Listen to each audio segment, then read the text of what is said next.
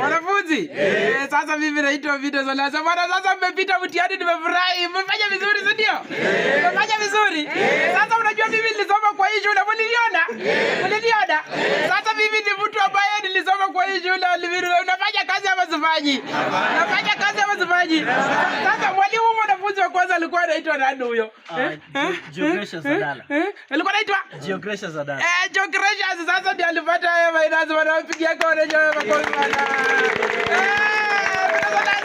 Nafanya kazi nafanya kazi. Sasa unajua mimi nilisoma kwa hii shule nilikuwa nasoma kwa wadi ya leo mlikuwa mnadiona kweli mlikuwa mnadiona. Sasa tutakuja tutatafuta shilingi milioni 1 tutakuwa nakuja kucelebrate na wanafunzi lazima Sasa hii shule ya Lubinu mimi nataka iendelee mbele, si ndio? Mnanihakikishia kwamba mtasoma? Hii mwaka nikikuja nataka nipate ngapi? 5. Nipate ngapi? Nipate ngapi? Baada sasa nisipopata baada nitakuja na mboko